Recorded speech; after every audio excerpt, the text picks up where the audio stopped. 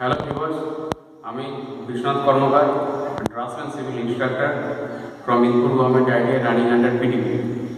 আজকে আমি আবার তোমাদের সামনে একটি নতুন টপিক নিয়ে আমি উপস্থিত হয়েছি। আজকে যে বিষয়ে আমি আলোচনা করব সেটি হলো ব্রিক্স। তো ব্রিক্স কী জিনিস, কীভাবে তৈরি হয় আর ব্রিক্সের সাইজ, এটা নিয়ে আমি আলোচনা করবো। তো চলো ক্লাস শুরু করা যাক। ব্রিক্স তো দেখো, প্রথমে বলে রাখি যে এই ব্রিক্সের যে চ্যাপ্টার, এটা আমাদের ড্রাফটসম্যান সিভিলে রয়েছে, এটা আমাদের থিওরি পার্ট। আর এটা যে প্র্যাকটিক্যাল মানে কি আমাদের ড্রাফটসম্যানগুলোতে ড্রয়িং হয়, তো ড্রয়িংয়ে যে আমাদের পার্ট আছে, ড্রয়িংয়ের পার্টের মধ্যে বলে দিচ্ছি কী আছে। সেটার মধ্যে আমাদের টাইপস অফ যে ব্রিক্স থাকে, ব্রিক্সগুলোকে আমাদেরকে ড্র করতে হয়, আর তার সঙ্গে আমাদের ব্রিক্সের মেশিনারি আমাদের ড্র করতে হয়। এই যে পার্টটা, এটা হচ্ছে আমাদের ড্রয়িং পার্ট, এটা হচ্ছে আমাদের ড্রয়িং পার্ট। তো তার আগে আমি থিওরি সম্পর্কে আমি একটু নলেজ দিয়ে দিচ্ছি তোমাদেরকে।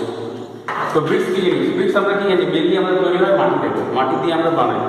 তো শুধু মাটি থাকে না, তার মধ্যে আরও কিছু কিছু আমাদের উপাদান থাকে। তো ব্রিক্স কি? ব্রিক্স হচ্ছে একটা মডুলার মাস, একটা প্লাস্টিক ক্লে, যেটার মধ্যে মেন কি থাকে, সিলিকা থাকে আর অ্যালুমিনিয়াম থাকে। তো প্লাস্টিককে এই জন্য বলা হচ্ছে যে এর মাটিটাকে যখন আমরা প্রিপেয়ার হয়ে যাওয়ার পর তারপরে এটাকে আমরা যেরকম খুশি ইচ্ছে আমরা এটাকে শেপ দিতে পারি।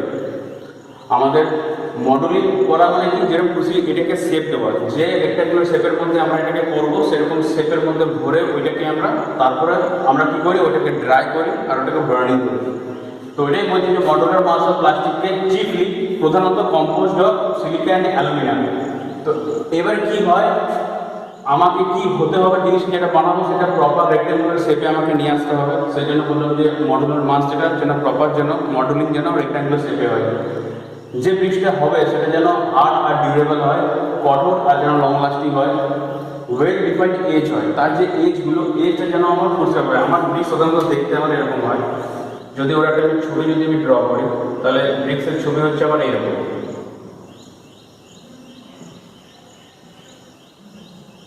এইটা হয়ে গেল আমার একটা ব্রিকের ছবি। তো আমার এই যে এজ যে কর্নার যে ভার্টিসগুলো আছে, এগুলো যেন প্রপার যেন আমার যেন 90 ডিগ্রি যেন আমার অ্যাঙ্গেলে থাকে। এই যে কর্নার যেগুলো রয়েছে, যে এজগুলো যেগুলো আমার রয়েছে, এইটা এরকম যেন না হয় দেখা গেলো এজটা হয়তো বেঁকে হয়তো আমার এরকম হয়ে গেল, গোল হয়ে গেল, কিংবা দেখা গেলো এদিকটা বেঁকে হয়তো আমার এরকম হয়ে গেল, গোল, এরকম যেন না হয়। তো সেই জন্য কি বলা হচ্ছে, ওয়েল ডিফাইন্ড এজেস। আর মধ্যেখানে কি থাকে, মধ্যেখানে আমার একটা ফ্লপ থাকে, যেটাকে আমার কি বলা হয়, কি। আর কি enable to withstand atmospheric influence. আমরা ব্রিকের সাহায্যে যখন আমরা ব্রিক ওয়াল বানাবো, ব্রিক ওয়াল বানানোর পর কী হবে, ওর উপর আমার মানে অ্যাটমসফিয়ারে আবহাওয়ার ইনফ্লুয়েন্স পড়বে। মনে করো স্ট্রং উইন্ড কিংবা স্নোফল হচ্ছে, কিংবা স্ট্রং প্রেসিপিটেশন মানে রেন হচ্ছে। তো সেই ক্ষেত্রে সেই সব ফোর্সগুলোকে নিয়ে পড়ো যেন দাঁড়িয়ে থাকে ঠিক মতন ব্রিক ওয়ালটা। আর কি সাফিসিয়েন্ট টু বিয়ার লোড।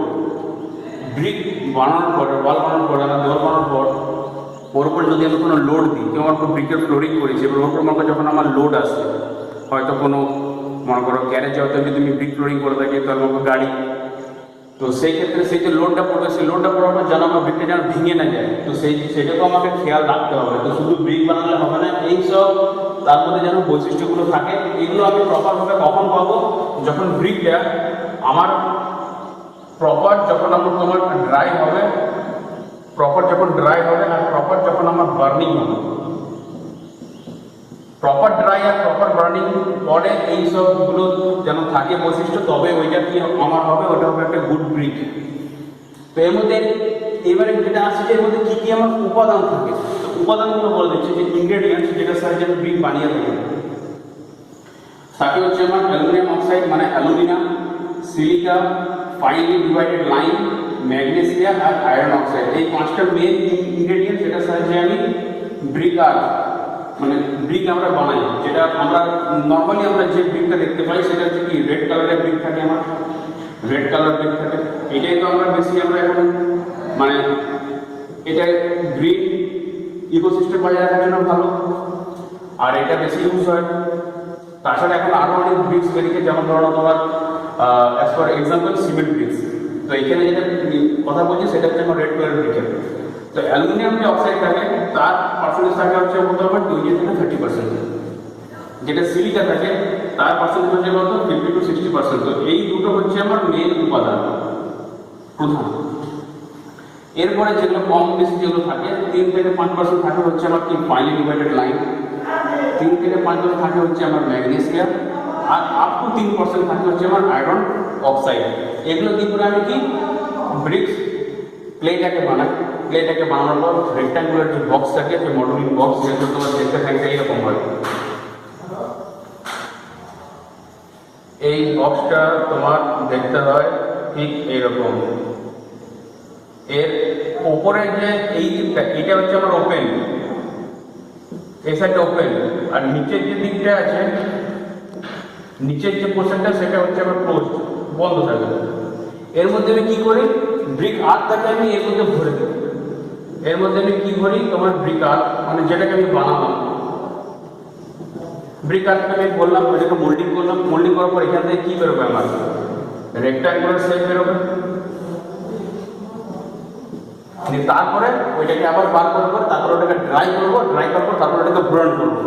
এর পরের স্টেপ হচ্ছে কি ড্রাই, তারপরে ব্রার্ন, তারপরে আমি ব্রিক্স পাবো। তো এইবারে হচ্ছে যে কোন কোন ইনগ্রেডিয়েন্টে আমার কি কি মেন কাজে লাগে আমি সেটার বিষয়ে একটু আলোচনা করে নিচ্ছি। তো প্রথমে কি আছে আমার অ্যালুমিনিয়াম, 20 থেকে 30%। তো অ্যালুমিনিয়াম কি করে, যে ব্রিক আর্ট যেটা আমি বানাচ্ছি তার মধ্যে প্লাস্টিক নেচার নিয়ে আসে, মানে আমি তুমি যেভাবে খুশি আমি ইউজ করতে পারি প্রথম। তো তাতে করে কি হবে, যদি প্লাস্টিসিটি যদি আমার আসে আর্টের মধ্যে, তাহলে সেটাকে আমি ইজিলি আমি মোল্ড করতে পারবো। আমি এরকম রেক্ট্যাঙ্গুলার চাইলে রেক্ট্যাঙ্গুলার বানাতে পারবো, স্কোয়ার চাইলে স্কোয়ার বানাতে পারবো, যেরকম খুশি আমি সেটা আমি নিয়ে আসতে পারবো। আর কি এটা যদি থাকে, যদি অ্যালুমিনিয়াম থাকে, তাহলে আমি যখন বার্ন হবে তখন আমার ব্রিক্সটা হার্ড হবে, কঠোর হবে, শক্ত হবে। কিন্তু যদি মনে করে এক্সেস দিয়ে দেয়, এক্সেস মনে করে পার্সেন্টেজ যত বেশি হয়ে গেল, তখন কি হবে, তখন আমার ব্রিক্সটা কিন্তু স্লিপ হয়ে যাবে, মানে কুঁকড়ে যাবে, ক্র্যাক হয়ে যাবে, মানে ফেটে যাবে, আর ওয়ার্ক হয়ে যাবে, মানে কি দুমড়ে মুছড়ে যাবে। কখন, যখন আমি ব্রিক্সটাকে শোকাবো কিংবা যখন আমি বার্ন করবো তখন, যদি আমার এক্সেস থাকে। আর যদি মনে করো আমি এটা কম দিয়ে দিই, লেস, তো সেই ক্ষেত্রে কি হবে, এই যে প্লাস্টিক লিকারটা আছে, প্লাস্টিক লিকারটা আমার লুজ হয়ে যাবে, থাকবে না। সেক্ষেত্রে কি হবে, যদি প্লাস্টিক লিকারটা লুজ হয়ে যায়, তার মানে কি, মানে যেরকম সে এটাকে মোল্ড করতে পারছি না, তার মানে ব্রিক্স আমার ওই এইটার জন্য কি হচ্ছে, যে আর্টটা আমার অল্প কঠোর মতন হয়ে যাবে, শক্ত। তো সেই ক্ষেত্রে আমি এটাকে যেরকম সেম যদি মোল্ড করতে চাই, তো সেটা আমার ডিফিকাল্ট হবে, আমি এটাকে মোল্ডিংও করতে পারবো। তো এটা হচ্ছে আমার অ্যালুমিনিয়াম বৈশিষ্ট্য, যে কি হতে পারে, কি হবে। এরপরে আসছে কি সিলিকা। তো সিলিকা পার্সেন্টেজ সব থেকে বেশি থাকে, যেটা হচ্ছে 50 থেকে 60%। তো এর কাজ কি, এর কাজ হচ্ছে কি, যে ব্রিক আর্ট যখন আমার ড্রাই হচ্ছে কিংবা যখন বার্ন হচ্ছে, তখন সেক্ষেত্রে যেন স্লিপিং যেন না হয়, যেন কুঁকড়ে না যায়, যেন শিপড়ে না যায়, যেন ফাটল যেন না ধরে, ফিচার্স কিংবা ক্র্যাক যেন না আসে, আর দুমড়ে মুচড়ে যেন না যায়, যেন ওয়ার্কিং না হয়। আর এর যে শেপের যে সাইজ থাকে, একটা ব্রিকের যে শেপ সাইজ, যে প্রপার তোমার যে রেক্ট্যাঙ্গুলার শেপ যে সাইজটা, সেইটাকে কি করে থাকে, সেটাকে প্রিজার্ভ করে, মানে সেটাকে ধরে রাখে, ওই সাইজটাকে যেন কোনো দৌড়াতে মুচড়াতে যেন না দেয়, যেন কোনো প্রবলেম না হয় সাইজে। কিন্তু যদি আমি এক্সেস দিই বেশি, তখন কি হবে, তখন এই যে কোহেশন প্রপার্টি আছে সেইটা আমার থাকবে না, লুজ হয়ে যাবে। কোহেশন মানে কি, মানে একটা পার্টিকুলার সঙ্গে একটা পার্টিকুলার যে অ্যাট্রাকশন থাকে, যে বন্ডিং থাকে, সে বন্ডিংটার জন্য যদি ধরে থাকে, সে বন্ডিংটা যখন আমার চলে যাবে, বন্ডগুলো, তখন কি হবে, লুজ কোহেশন প্রপার্টি, মানে কি সব ছেড়ে যাবে। আর যদি ওরকম হয়, তখন তো আমি এটাকে মোল্ডিং করতে পারবো না, মোল্ডিং করা সম্ভব নয়। জাস্ট এক ধরে নাও, এক্সাম্পল দিচ্ছি, ধরে নাও ড্রাই স্যান্ড। তো ড্রাই স্যান্ডের মধ্যে কী থাকে, ওর মধ্যে যদি শুকনো যদি স্যান্ড থাকে, তারপর কোনো কোয়েশ্চেন প্রপার্টি পাবে না।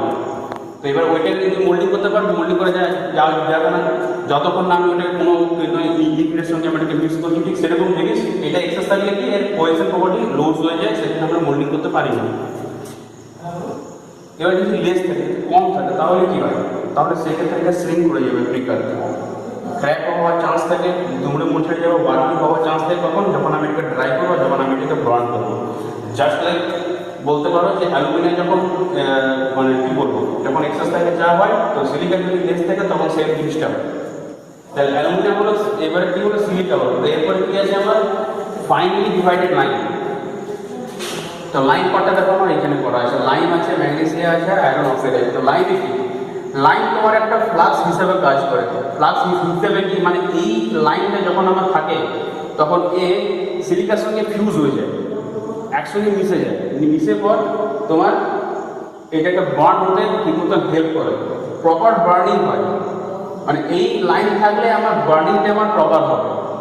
মানে ওয়ান টাইপ অফ একটা অনুঘটক টাইপের একটা কাজ করে। কারণ সিলিকা কী করে, সিলিকা একা কিন্তু বার্ন হতে পারে না, কিন্তু ক্লিন টেম্পারেচার মানে কি যেখানে আমার ব্রিক্স তৈরি হচ্ছে চুল্লি, সেই ক্লিন টেম্পারেচার কী করে, যদি আমার লাইন থাকছে সিলিকার সঙ্গে তখন আমার সিলিকাটা ফিউজ হবে, মানে একসঙ্গে গলে মিশবে, তার মধ্যে কিন্তু হবে না। আর লাইন যদি ঠিকঠাক প্রপোর্শনে থাকে তাহলে কি আমার শ্রিঙ্কেজটাকেও প্রিভেন্ট করে, শ্রিঙ্কেজ কিন্তু হতে দেয় না। তো এটা হচ্ছে আমার লাইনের বৈশিষ্ট্য। লাইনের হচ্ছে এই বৈশিষ্ট্য, যদি ঠিক প্রপোর্শন লাইন থাকে 3 থেকে 5%, কিন্তু যদি মনে করো আমার এক্সেস থাকে তখন সেটাতে কী হবে, ব্রিক্সগুলো আমার ভুলে যাবে। আর সেক্ষেত্রে কী হবে, আমার শেপ আমার কোনো মতে কিছু আমার আসবে না, ব্রিক্সটা করবে আর কোনো কিছু শেপ আসবে না। আর যদি মনে করো আমার এইটা মনে করো সাপোজ ধরে নাও, যদি এইটা মনে করো আমার লেস থাকে তখন কী হবে, তখন সেই ক্ষেত্রে আমার এর যে শেপ, এর আমি কোনো শেপই আমি ঠিক মতন পাবো না। আর কী হবে, ব্রিক্সটা আমার কী হবে, মানে ব্রিক আরটা ফিউশনটা আমার ঠিক মতন হবে না, মানে ফিউশনটা প্রপার হবে না, নট প্রপার ঠিক মতন আসবে না। তো এটা হচ্ছে আমার লাইনের বৈশিষ্ট্য। এরপরে আসছে কি আমি ম্যাগনেসিয়াম, যার পার্সেন্টেজ সেম 3 থেকে 5%। ম্যাগনেসিয়াম কী করে, ম্যাগনেসিয়াম যদি প্রপার পার্সেন্টেজ থাকে তাহলে তোমার শ্রিঙ্কেজ হতে দেবে না, শ্রিঙ্কেজ সম্ভব নয়, শ্রিঙ্কেজটাকেও আটকাবে, কম করবে। আর কি করে, ব্রিক্সটাকে তোমার ইওলিস কালার ওর মধ্যে নিয়ে আসে, অল্প পরিমাণে স্মল পার্সেন্টেজে ওর মধ্যে কী থাকে, ইওলিস কালার থাকে, স্মল পার্সেন্টেজেও ইওলিস কালারটা নিয়ে আসে। কিন্তু যদি মনে করো আমার এক্সেস থাকে, যদি এক্সেস থাকে তাহলে কী হবে, তাহলে যখন আমার বার্ন হবে, মানে যখন ক্লিন টেম্পারেচার যখন আমি এটাকে বার্ন করি, যখন পোড়ানো হয় তখন কী হয়, ব্রিক্সগুলো আমার সফট হয়ে যাবে, নরম হয়ে যাবে। তো নরম হয়ে গেলে কী হবে, আমার ব্রিক্সের সেফটি থাকবে না, কিংবা মনে করো দুই ব্রিক্সটাকে নিয়ে যখন আমি কাজ করতে যাব তখন ব্রিক্সটা আমার অল্প, মানে যখন ক্রাসিং স্ট্রেন্থ, যখন অল্প যদি কোনো ফোর্স পাই বাইরে থেকে তাহলে ওটা ভেঙে যাওয়ার চান্স থাকবে, সেটা নিয়ে আমি কোনো কাজ করতে পারবো না। তো ব্রিক্সটা সফট হয়ে যাবে আর ব্রিক্সগুলো কী হবে, ডিফর্ম হয়ে যাবে, ব্রিক্সটা নিজের শেপটা পাল্টে যাবে। সেটা হচ্ছে ওই ক্লিন মধ্যে যখন থাকবে তখনই। আর মনে করো যদি মনে করো এটা যদি আমার মানে লেস থাকে তখন সেক্ষেত্রে কী হবে, তখন সেক্ষেত্রে ব্রিক্সগুলো আমার এক্সেস হার্ড হয়ে যাবে। আর কি হবে, তো এক্সেস হার্ড হয়ে যাওয়ার ফলে তখন ওই ব্রিক্সটাকে নিয়ে করে আমি প্রপারভাবে আমি কাজ করতে পারবো না, আমি যেখানে আমার দরকার লাগবে। কারণ প্রপার হার্ড হলে কী হবে, সেই ব্রিক্স নিয়ে আমার ঠিক মতন কাজ করা সম্ভব নয়, কিন্তু খুব বেশি হার্ড হয়ে থাকে। তো এটা গেলে আমার ম্যাগনেসিয়াম পার্ট। এরপর কী হচ্ছে আমার আয়রন অক্সাইড। আয়রন অক্সাইডটা কম পরিমাণে থাকে, মেনলি তোমার থাকে হচ্ছে 3%-এর কাছাকাছি, তার বেশিও থাকে না আয়রন অক্সাইড। তো মেন কী কারণে রাখা হয় আয়রন অক্সাইডকে, সেটা হচ্ছে কি রেড কালার ইম্পার্টস, মানে আবেশ, ব্রিক্সের মধ্যে লাল রঙের আবেশ ঘটায় হচ্ছে কি আয়রন অক্সাইড। আর কি করে, ব্রিক্সটাকে স্ট্রং করে, শক্ত, হার্ড করে, কঠোর করে। এটাও হচ্ছে কি লাইনের মতন, সিমিলার টু লাইন, এটাও একটা ফ্লাক্স হিসাবে একটা কাজ করে, যেটা অন্যান্য মেটেরিয়ালকে হেল্প করে কি in the case of drawing and burning, তারা যাতে নিজেদের প্রপার্টিগুলো যেন বজায় রাখতে যেন সক্ষম হয়। কিন্তু যদি আমার এক্সেস থাকে, যদি আমার লেস থাকে, তাহলে কী হয়, যদি ইন কেসে মনে করো এক্সেস থাকে তখন সেক্ষেত্রে কী হবে, ব্রিক্সটা আমার ডার্ক ব্লু কিংবা ব্ল্যাক কালার হয়ে যাবে, ও নিজের কালারটা চেঞ্জ করে ফেলবে, হয় হয়ে যাবে ডার্ক ব্লু, না হয়ে যাবে আমার ব্ল্যাক কালার। এটা হচ্ছে এক্সেস হয়ে যায়। যদি মনে করো আমার লেস থাকে তাহলে কি বার্নিং যখন হবে, যখন প্রপার বার্ন হয়, প্রপার বার্নের সময় যে স্ট্রেংথটা আমার, মানে আমি আশা করছি যে আমি স্ট্রেংথটা আমি পাবো, তো সেই স্ট্রেংথটা আমার আসবে না ইন কেস অফ যদি আমার লেস থাকে। তো এই যে বিষয়টা, এটা কি, এটা হচ্ছে আমার যে উপাদানগুলো দিয়ে পরে আমরা যে ব্রিক্স বানাই, যে ব্রিক্সের যে প্রপার্টিগুলো আমরা আশা করে থাকি যে ব্রিক্স থেকে পাবো, তো সেইটা ধরে রাখার জন্য সেটাকে মানে যেন স্টেবিলিটি পায় ব্রিক্সগুলো, তো এই উপাদানগুলো আমার মেনলি থাকে। তো এইটা আমি বললাম। এরপরে আমি তোমাদেরকে বলে দিচ্ছি যে আমাদের ব্রিক্সের যে সাইজ, নমিনাল ব্রিক্সের কি সাইজ হয়, আর নমিনাল ভাবে করে কি, মানে দুটো ভাগে ভাগ করে, প্রাইমারি দুভাগে ভাগ থাকে, সাইজ আর তার ওয়েট নিয়ে করে আমি তোমাদেরকে বলে দিচ্ছি। তো এই ক্লাসটার দিকে ধ্যান দেবেন। এবারে আমরা যেটা করবো সেটা হচ্ছে ব্রিক্সের কি ডিভিশন ভাগ। তো মেনলি তোমার বলতে পারো তোমার ব্রিক্সটাকে যে ভাগ করা হয়, কিংবা বলতে পারো প্রাইমারি যে ব্রিক্সটাকে ভাগ করা হয় প্রাথমিকভাবে,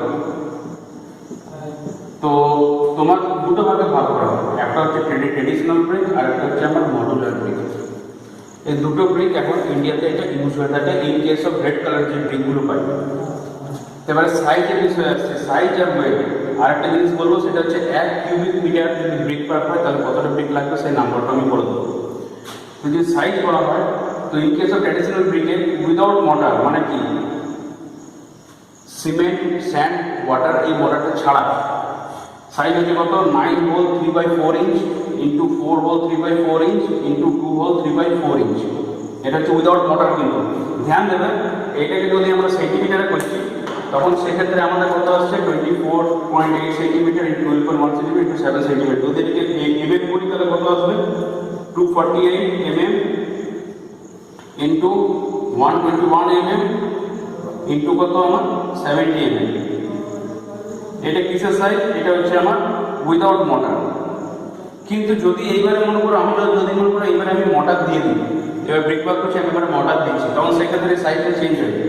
কারণ মর্টার আমার দুদিন থেকে পড়বে 60 এর মতো, সেক্ষেত্রে আমার সাইজ কত হবে 10 ইঞ্চি ইন্টু 5 ইঞ্চি ইন্টু 3 ইঞ্চি। এটা হবে আমার তখন ব্রিক উইথ মর্টারের সাইজ। এটাকে যদি সেন্টিমিটারে করা হয় তাহলে কত হবে 25.4 centimetre into 12.7 centimetre into 7.6 centimetre. যদি এটাকে মিলিমিটারে করতে চাই তাহলে কত হবে 254 ইন্টু 127 ইন্টু আমার 76। এটা টোটালটা আমার কিসে হচ্ছে তাহলে এটা আমার মিলিমিটারে আছে। এবার আসছি আমি মডুলারে।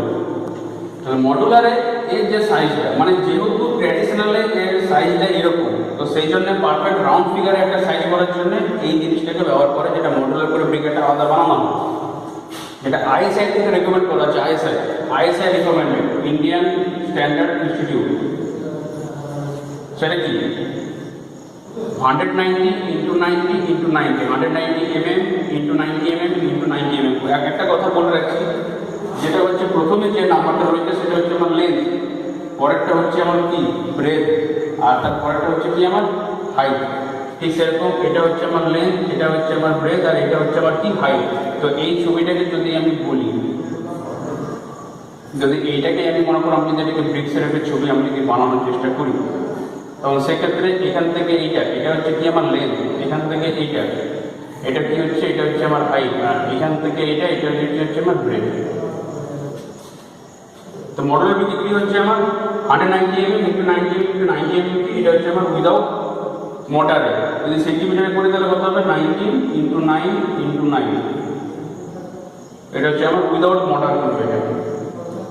এবার মনে করো আমি মোটারে এবার আমি মিশিয়ে দিলাম, সেই ক্ষেত্রে আমার সাইজটা অবশ্যই বাড়বে। সেই সাইজটা কত হচ্ছে আমার 200 mm into 100 mm into 100 mm। যদি সেন্টিমিটারে করতে চাই তাহলে কত 20 ইন্টু 10 ইন্টু 10। এই পুরোটা কি সেম সেন্টিমিটারে। Length into breadth into height, এটা আমি দেখালাম। এবারে যেটা বলছি যে ট্র্যাডিশনাল ব্রিকের তাহলে এবার ওয়েট কত হচ্ছে। একটা গুড ট্র্যাডিশনাল ব্রিক যদি আমার হয় তো সেক্ষেত্রে তার ওজন হবে কত 4.2 কিলোগ্রাম পার ব্রিক। একটা ইটের ওজন আমার কত হবে 4.2 কিলোগ্রাম পার ব্রিক করে একটা ইটের ওজন। আর in case of modular brick আমার কত সেটা হবে 3.5 কিলোগ্রাম পার ব্রিক। একটা ব্রিকের ওজন কত হবে 3.5 কিলোগ্রাম করে। এইবারে একটা কথা বলে দিচ্ছি যে এটা আমি বলছিলাম যে মনে করো 1 কিউবিক মিটার মানে length into breadth into height মানে কি 1 metre into 1 metre into 1 metre, metre cube পুরোটাই লেন্থ ব্রেথ আর হাইট। তো 1 কিউবিক মিটার যদি মনে করো আমাকে যদি ব্রিক ম্যাসনরি যদি আমাকে করতে হয়, 1 মিনিট যদি ব্রিক ম্যাসনরি করতে হয় তো সেই ক্ষেত্রে তাহলে আমার ট্র্যাডিশনাল ব্রিক কটা লাগে আর মডুলার ব্রিক কটা লাগে সেটা জেনে রাখো। এটা এস্টিমেটের সাহায্যে বার করা যায়। তো আমার ডাস্টবিন সিভিল একটা টপিক আছে যেটার নাম হচ্ছে এস্টিমেটেড কস্টিং। তো সেই এস্টিমেট থেকে আমরা বার করতে পারি কি ম্যাথমেটিক্যাল ক্যালকুলেশন করে যে আমার কতটা ব্রিক্স আমার লাগতে পারে। তো সেটা আমি তোমাদেরকে বলে রাখছি। In case of traditional brick যদি বলি আমি ট্র্যাডিশনাল ব্রিকের ক্ষেত্রে আমার লাগে হচ্ছে কত 430টা 43 নাম্বার। আর যদি বলি ইন কেস অফ মডুলার মানে 1 কিউবিক মিটার ব্রিক ম্যাসনরি, ট্র্যাডিশনাল ক্ষেত্রে লাগে 430 আর ইন কেস অফ মডুলারে আমার কত লাগছে 500। তো এই জিনিসটা হচ্ছে কি ট্র্যাডিশনাল অ্যান্ড মডুলার ব্রিকের মধ্যে এটা থেকে কোশ্চেন আসে, এটা তোমাদের টেক্সট বইটা পড়বে। তো আজকের ক্লাসে আমি যেটা করালাম কি যে ব্রিক্স কি জিনিস, ব্রিক্সের ইনগ্রেডিয়েন্টস কি জিনিস, ইনগ্রেডিয়েন্টসের কার কি কি রোল থাকে, আর ব্রিক্সের মেন প্রাইমারি যে ডিভিশন আমি সেটা নিয়ে করে বললাম। এর পরের ক্লাসে আমি তোমাদের যেটা বলবো যে কত ধরনের ব্রিক্স হয়, মানে কত ক্লাসের ব্রিক হয়, সেই প্রত্যেকটা ক্লাস নিয়ে আমি একটু আলোচনা করবো। তো আজকে যে চ্যাপ্টারটা পড়ালাম, যে টপিকসটা পড়ালাম, সেটা তোমাদের বইয়ে তোমরা দেখবে, বোঝার চেষ্টা করবে। নেক্সট ক্লাসে আমি আবার ব্রিক্স নিয়ে পরে ক্লাসেস অফ ব্রিক্স নিয়ে আমি বলবো। তো আজকের ক্লাসে আমি এখানেই শেষ করছি। সবাই ভালো থেকো, থ্যাংক ইউ।